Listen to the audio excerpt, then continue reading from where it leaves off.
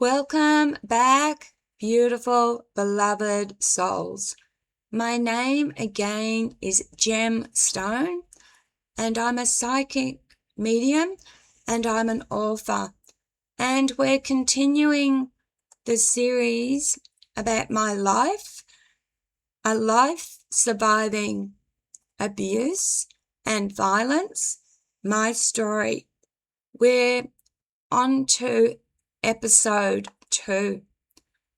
Again, please, if you haven't already watched, could I ask that you watch my videos on what happened to me when I was 14 and I fell into a pedophile ring, and also about my family life and my father's abuse.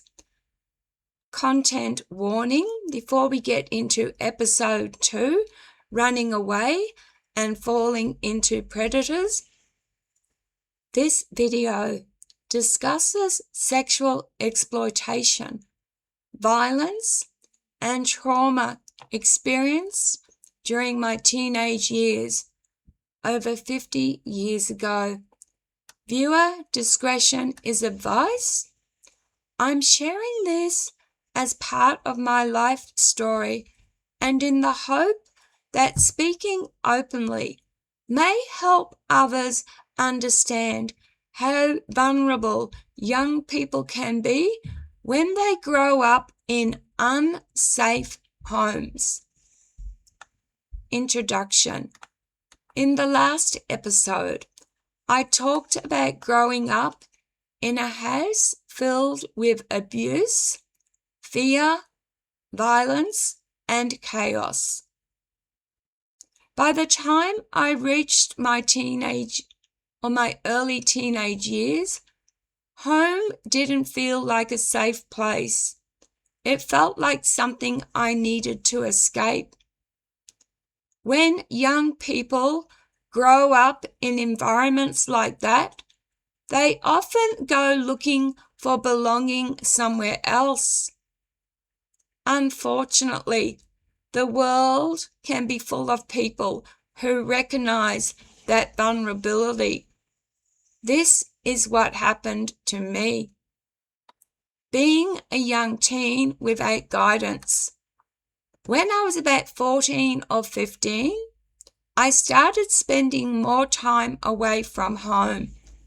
Sometimes that meant skipping school or wandering around places where older teenagers and adults gathered.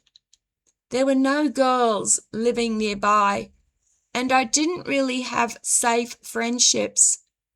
Instead, I found myself around groups of older people who saw me very differently than I saw myself. At that age, I didn't understand how dangerous that was. I was just a lonely teenager trying to feel accepted and loved somewhere. I also wanted to feel beautiful. I didn't. At school, I was bullied by girls who I thought were pretty. And, I felt I was ugly. Again, I have discussed this, but I will get into it. A night that changed everything. One night, I met a man who was much older than me, around 21. At the time, I didn't fully understand the risk I was in. He took me to a very isolated area by a river. I remember feeling intense fear in that moment and believing my life might be in danger. When you are that young and frightened, survival becomes your only focus. I did what I felt I had to do to get out of that situation alive. Afterwards, he took me somewhere that would become another dark chapter in my life. He took me there because he was scared. After what he did to me, there was blood everywhere. The nightclub. He brought me to a nightclub run by a group of men connected to the Yugoslavian community in Brisbane. To an outsider, it looked like an ordinary nightlife venue. But behind the surface, there were things happening that should never have been happening around a teenage girl. A man in his 60s took me to his home and he raped me all night. He later took me back to the club where a 32-year-old man who was married took me for the day and proceeded to do the same, and then took me back to the club because his wife was coming home. I later realized that it functioned as a place where vulnerable young girls could be drawn in and exploited. At that time, I didn't have the understanding or the support system to recognize what was really happening. Life around gangs. Because I had no safe place to belong to, I continued spending time around groups of boys, men, and gangs. Looking back now, I can see that they didn't see a child. They saw someone vulnerable. During those teenage years, I was assaulted many times. I was gang raped half a dozen times. I was even raped by bikies. There were also times I managed to escape situations that could have ended even worse. Fear kept me silent. Some of the perpetrators involved made it clear that if I ever went to the police, there would be consequences.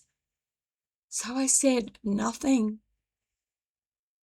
Shame and silence. I also kept these things from my parents. Part of that was fear, but a huge part of it was shame.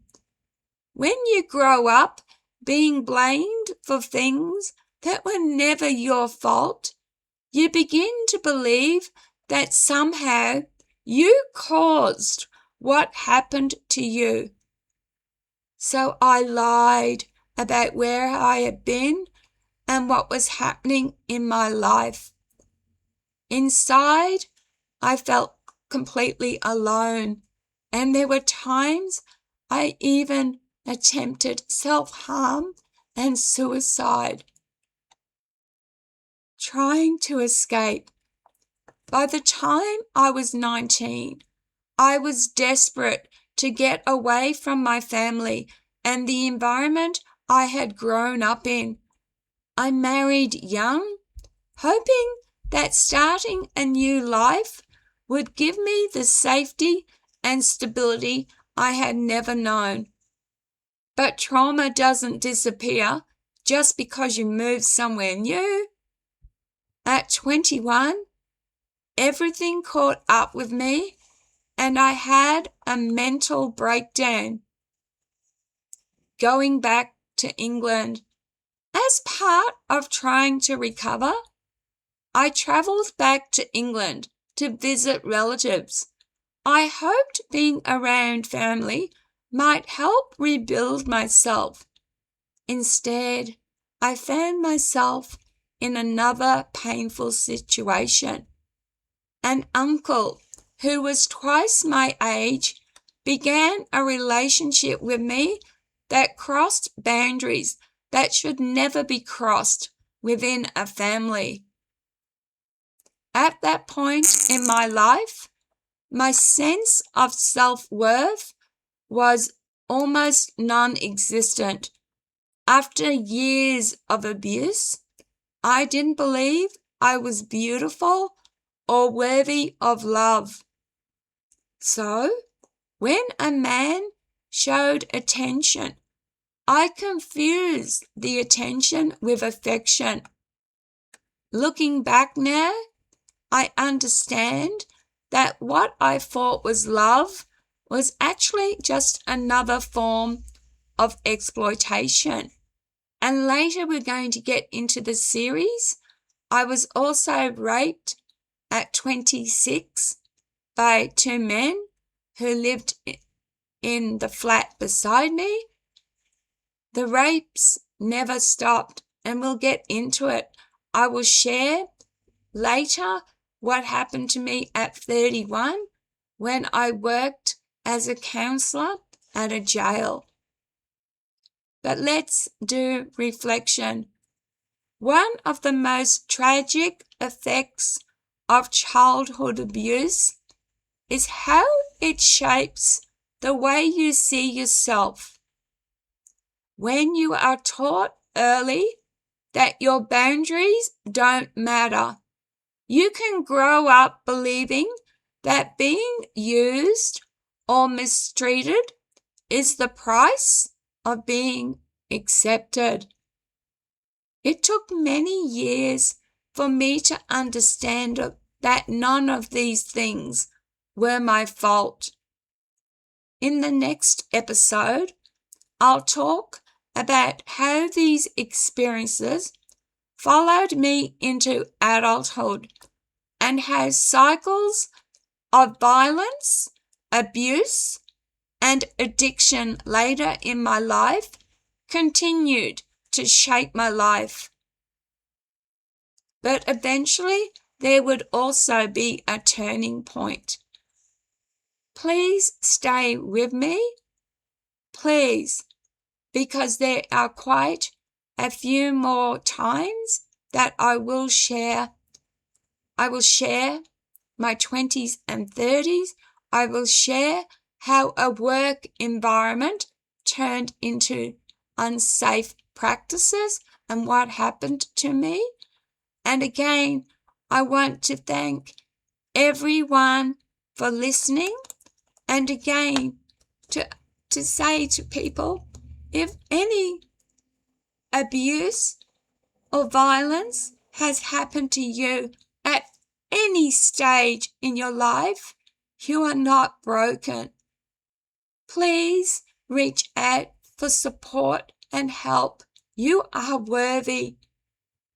Please, if you're going to drop a comment, could I ask you do it with respect? And please be kind to each other. Take care of yourselves. Love, light, and blessings. And like I said, there's going to be a few episodes, a series of a life surviving abuses and violence.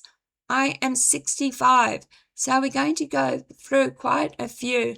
I will continue the series another time. I've uploaded 2. I've uploaded my family, and now I've told you about teenage years. So again, my teenage years was spent hanging around gangs. These gangs were more violence and more sexual abuse. Not only were there gangs, but bikies were involved as well. All right, I'm done. Thanks, guys. Beautiful, beloved souls. I just want you to know that I appreciate